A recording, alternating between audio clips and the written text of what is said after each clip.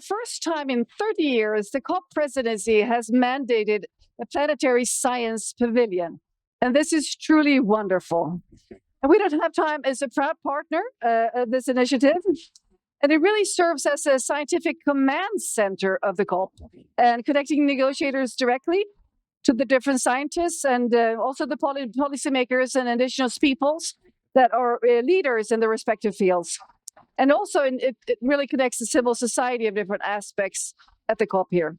So we make sure that the decisions that are made here at the COP are guided by science. So every day on this on our broadcast, we will air the planetary press briefings from the Planetary Science Pavilion. And today we will focus our questions and the press briefings here on limiting the overshoot of 1.5 degrees. And I'm delighted here, of course, to talk about this with our guests here. We have Professor Carlos Nobre. Wonderful to have you here. We're honored to have you here. I saw you yesterday in the presentation at the Science Pavilion, and it was a very busy day indeed. And you're a renowned Brazilian scientist, a pioneer in the Amazon research, which is, of course, we are right here in the Amazon. And also you've been developed strategies for mitigation, adaptation, and international cooperation needed to prevent the inevitable consequences of the threat to the Amazon. And it's also my pleasure here to introduce Ilona M. Otto. You hold the professorship in societal impacts on climate change at the Wegener Center for Climate and Global Change in the University of Graz in Austria. And you lead the research group focusing on social complexity and system transformation. And as global temperatures have really been surpassing 1.5 degrees, and this, of course, affects the chances of crossing critical climate tipping points. And this could be potentially trigger abrupt and irreversible shifts in major ecosystems, like the Amazon rainforest and also coral reefs that we've seen really, really depressing news lately on the coral reefs. And also ocean circulation, the AMOC, for instance, which is really, really worrying many people. So we're going to dig a bit deeper into the overshoot of the 1.5 in this press briefing. So let's start with just a really easy question, but I think it's important to set the stage here because we might have viewers that not really are aware of what the 1.5 degree really means. What is the number here? What is the significant scientific meaning of the 1.5? Carlos, if you would like to start. Yes, thank you very much. Yes, let's say, unfortunately, Paris Agreement, COP26, 2021, the science was already saying there is no way for us to get much lower than 1.5 degrees.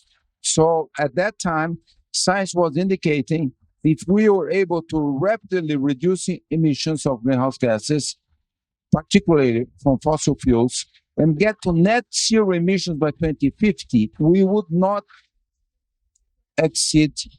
overshoot 1.5. Unfortunately, thousands of scientists are now explaining why the temperature reached 1.5 degrees, second half 2023, all 2024, many months 2025. 2025 will be the second warmest year for more than 10,000 years.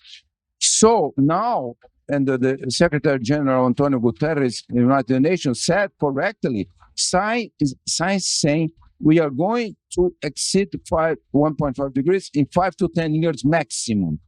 This is very serious because we are not reducing emissions. 2024 was the record-breaking year, emissions global. So really, there is no way to get before 1.5. We are going to overshoot. Now we have to work very hard not to allow the overshooting to reach 2 degrees. Maximum, let's say 1.7. And then even reaching 1.7 degrees, then removing hundreds of billions of carbon dioxide from the atmosphere. And if we do that, we might not let the temperature go to 2 degrees, 2.5 degrees. If here, COP30, all countries decide only to get to net zero emissions by 2050. This is Paris Agreement, COP26. We are going to reach minimum 2 degrees 2050. Actually, some studies show 2.5 degrees, giving the tipping points. Even when it will be extinction of coral reefs, tremendous reduction of removal from the ocean. Tipping point of here, the Amazon, releasing more than 250 billion tons of carbon dioxide before 2100. So that's why really the overshoot will be, but we cannot really let the overshoot exceed 1.7. And then, yes, carbon dioxide removal has to be a top priority all over the planet. So thank you very much, Carlos. And people might wonder, why is this happening here? I mean, why haven't we gotten any further since the Paris Agreement? Why are we passing already? It's quite a few years already, the 1.5 degree. Why is it happening? Well, thousands of scientists are trying to explain. So there are still a lot of science, but 2023, 2024, up to April 2025, the temperature exceeded 1.5. The main driver, not the only one, was the years with the lowest low clouds in the world. The low clouds reflect a lot of solar radiation, 50 to 70%. So all that this year, the record-breaking reduction of low clouds. Still, scientists are trying to explain why. But of course, 2024, 2025, the highest CO2 concentration increase, 3 parts per million ppms. Also, a necessary reduction of aerosols. Aerosols reflect solar radiation, but those are the pollutants from fossil fuel combustion that really leads to 7 million deaths a year. So also, many countries are reducing the emissions of these pollutants. And and also the fourth aspect is it was a year in what accelerated because of ocean warming, accelerated the melting of ice sheets, particularly in the Arctic, but also near Antarctica. So those are what science is explaining why we reached for 21 months 1.5, and then still trying to explain, science. That's why science says 1.5, 5 to 10 years, no way out. Thank you very much. It's hard facts, and we really need to listen to these facts and act accordingly. So, Ilona, you wanted to add, please? Yes, I want to add. And we have much more, and there's no time for it. And it's very important to phase out fossil fuels as soon as possible. And this must be a part of this agreement. Maybe what's important is a very narrow group of people benefit from the extraction of fossil fuels, and the majority pays the cost. So I think this is extremely important. And there's no time, as Carlos said, and this must become a part of the global solution. Definitely not enough has been done in the past, and we have missed past opportunities. Thank you very much. And people might be watching this that are not really understanding the massive impacts of what we're looking at here. They might say, well, it's just a few degrees. What does it really matter to the planet? So how do we really make people understand that this is not just a few degrees? It really, really, really matters. Yeah, of course, the planet suffers, but also people suffer. So I do research on societal impacts of climate change. So climate change impacts on human society, also on the health of people. And people suffer already now. And so for instance, if you talk about the heat, it's so hot here. And who's suffering hot? So people who work outside, the people who work in agriculture, also pregnant women, small children, elderly people. And there's like plenty of research that shows that it's about the planet, but it's also about us, about our survival, and also good life and health of people. So this is extremely important. Thank you very much, Ilona. Well, let's turn it back to you. In terms of getting back from this overshoot, what needs to be done, and what hopes do you have for this COP to really be able to get these pieces of the puzzle in?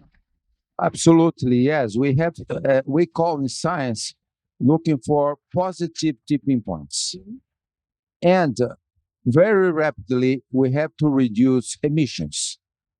75% of emissions today fossil fuels very rapidly. Not net zero 2050, much earlier, perhaps 2040. And today, science has developed so well the renewable energies, solar, wind, Cheaper. much cheaper. In Brazil, a tropical country, 1/3, 1/4 the cost of renewable energy compared to hydropower based on fossil fuels. 1/3, 1/4 solar panels create jobs, 4 times more jobs than fossil fuel generators. So I'm just saying it's so much better. And also, not burning fossil fuels, as I mentioned before, clears the urban air, which will save 7 million deaths a year. So this is wonderful, makes all sense. It can be done. And of course, also at the same time, to avoid the tipping points, we have, for instance, protect all tropical forests. Still, all tropical forests, high deforestation rates. We have to get to zero deforestation rates immediately, and also all tropical forests to create forest restoration. As you know, Brazil launched President Lula the idea of the tropical forest forever, tropical forest forever facility, $125 billion to pay $4 ecosystem service of tropical $4 per hectare per year. So we really have to move in that direction, totally feasible. But we have to convince the economic sectors, the financial sector in the world to provide the investments and financing this rapid transition towards fossil fuels, zero deforestation. So we can do it. Thank you, Carlos. And President Lula has indeed branded this COP as a forest COP. So what would happen to the Amazon? What are really the indications and ramifications of the Amazon not being saved in terms of tipping points? A terrible risk. The Amazon is very close to a tipping point. I think, the closest one today is coral reefs. In my opinion, the second close in the Amazon, very close. All southern Amazon is almost at the edge of the tipping point. So we need, President Lula is supporting the zero deforestation, degradation, wildfires, and also we need to create more than 1 million square kilometers forest restoration. Brazil is trying to do that. And we need to value indigenous people, local communities, indigenous people in the Amazon. They've been there for 14,000 years. The indigenous scientists, women, they domesticated hundreds of species, fruits, many other, and they developed the so-called agroforest systems. Always they maintain the forest, so we have to learn a lot with them. And of course, bringing modern technologies to add value, but always maintaining the forests. We call a social bioeconomy of standing forests and flowing rivers. So really, Brazil wants to do, many Amazonian countries, they want to do, and a big challenge to combat organized crime. Last year, 2023-2024, record-breaking number of forest fires. More than 95% of the fires, man-made fires, not lightning strikes, ignited fire, all organized crime. Thank you. Of course, I guess new technology as in AI and surveillance and drones, et cetera, is really could be helpful in combating these organized crime that's happening to them. Absolutely. For instance, one thing that artificial intelligence, modern satellite monitoring systems, they have to improve a lot detection of fires. Today, the system of detecting a fire when the area burning is 30 to 40 square meters. That takes about 2 hours, 2.5 hours. So the criminal goes, sets a fire and runs. So we have to get artificial intelligence to improve that fire detection. Thank you, Carlos. Ilona, you please go ahead. I just wanted to add, but also important to track who has benefit from those changes and track it down in the supply chain. So which companies contribute or benefit from those changes, and important to track it down and make those companies to pay the costs. And that is very often the beef producers when it comes to the Amazon, is it not? That's true. So it has to be broken down to the companies and also to the consumer level. So there's also transparent for the consumers, like which products are good for climate and which are destructive. Ilona, I'd like to circle back a bit to the social aspects of what we're looking at here, the temperature increases. So how could we communicate the voice of the social impacts of what's happening clearer? How do we make people understand that there's people actually dying from heat? Children are getting respiratory diseases. People are getting heart disease from pollution, and people will die, people are dying from famine. Yes, that's true. But also, for instance, many children are born too early. That's another impact that due to heat, many pregnant women, they deliver babies too early. Yeah? They cannot survive, or they are born with many problems. So this is extremely important to communicate such findings. But I think you don't need to be a scientist to understand what's happening. So I think we sense it, we feel it. And I think everyone can say that the weather is changing and it's getting more humid and more hot. And I think this is what we have to understand. That at the end it's about us, and we all have to contribute to solutions, like also companies and regular people. Thank you, Ilona. So the COP has just been going on for 2 days. If you would sort of fast forward to the last day of the COP, what would be the biggest achievement at the COP from your perspective, and also from yours, Carlos? So I think we need an agreement on phasing down fossil fuels, so sector by sectors. And maybe I also want to stress that the majority of population supports climate mitigation and climate solutions. And all surveys, international surveys from various societies, they show that actually 80 to 90% of population support climate mitigation.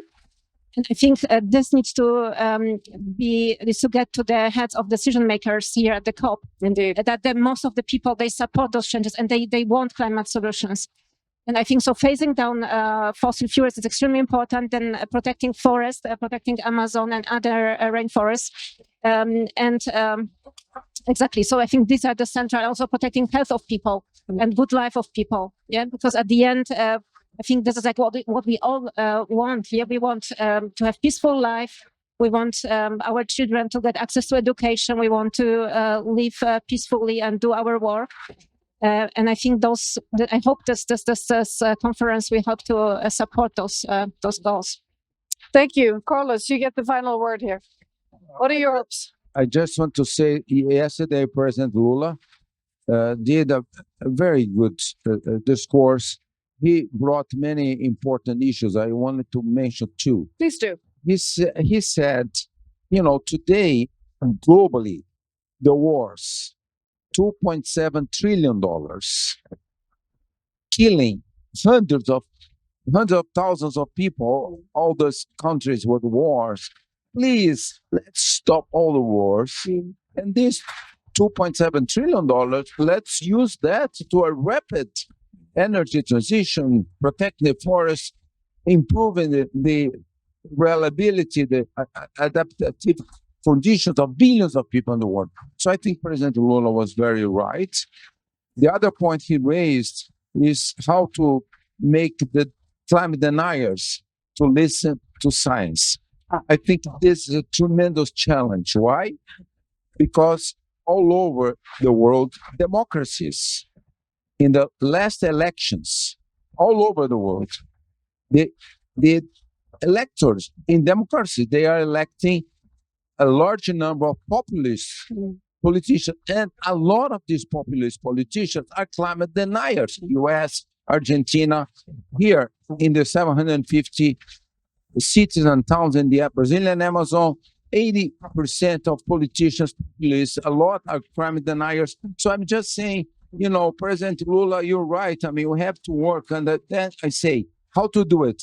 We have to develop educational systems for children now, showing the risks, preparing children to mitigate climate change, to adapt, but also independent, right, center, left wing.